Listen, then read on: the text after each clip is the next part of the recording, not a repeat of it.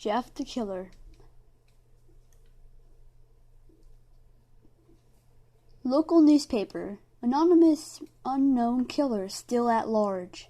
After weeks of unexplained murders, the ominous unknown killer is still on the rise. After a little evidence has been found, a young boy states that he survived one of the killer's attacks and bravely tells his story. I had a bad dream, and I woke up in the middle of the night, says the boy. I saw that for some reason the window was open, even though I remember it being closed before I would go to bed. I got up, shut it once more. Afterwards, I simply crawled under my covers and tried to go back to sleep. And that's when I had a strange feeling, like someone was watching me. I looked up. I nearly jumped out of my bed. There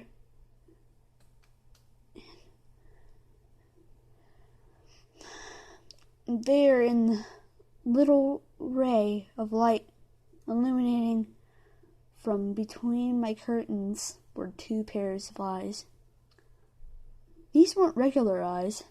They were dark, ominous eyes. They were bordered in black and just plain out terrified me. That's when I saw his mouth, a long, horrendous smile that made every hair on my body stand up. The figure stood there, watching me. Finally, what seemed like forever, it said a simple phrase, but said in a way that only a madman could speak. He said, "Go to sleep." I let out a scream. That's what sent him at me. He pulled up a knife, aiming at my heart. He jumped on the top of my bed. I fought back. I kicked, I punched, I rolled around, trying to kick him off of me. And that's when my dad busted in. The man threw the knife and went into my dad's shoulder. The man probably would have finished him off if the one of the neighbors hadn't alerted the police. They drove off into the parking lot. I ran towards the door. The man turned and ran down the hallway. I heard smash, like glass breaking.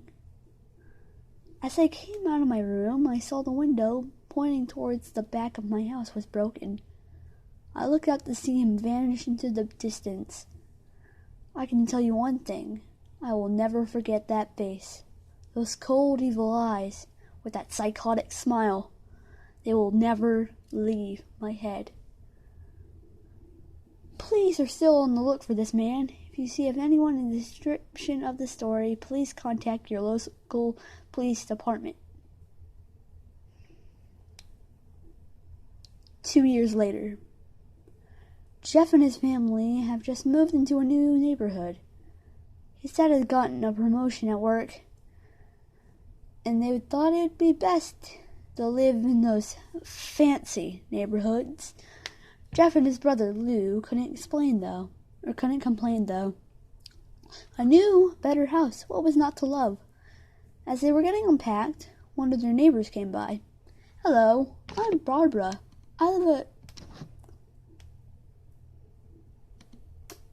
Hello, she said, "I'm Barbara. I live across the street from you. Well, I just wanted to introduce myself and to introduce my son." She turns around and calls her son over. "Billy, these are our new neighbors." Billy said hi and ran back to play in his yard. "Well," said Jeff's mom, "I'm Margaret. And this is my husband Peter and my two sons, Jeff and Lou." They each introduced themselves. Then Barbara invited them to her son's birthday.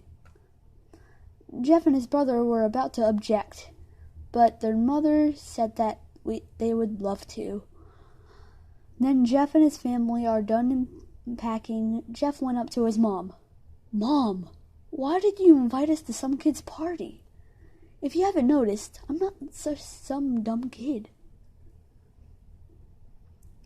"Jeff," said his mother, "we have just moved here. We want to show that we want to spend time with our neighbors.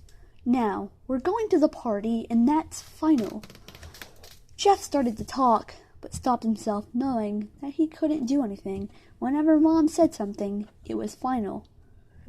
He walked up to his room and plopped down on his bed, looking at the ceiling. Then suddenly, he got a weird feeling.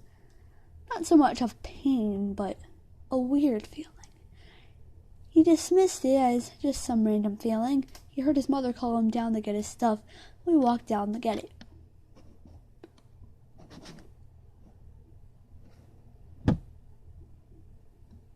The next day, Jeff walked down the stairs to get breakfast and got ready for school. As he sat there, eating his breakfast, he once again got that feeling. This time, it was stronger. It gave him a slight tugging pain.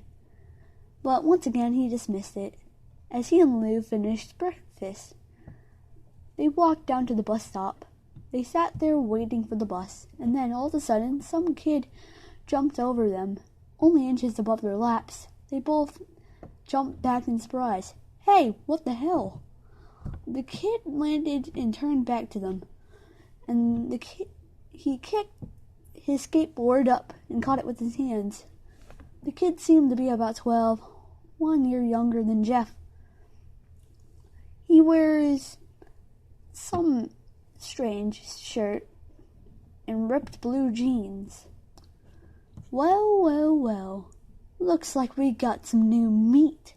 Suddenly, 2 kids appeared. It was super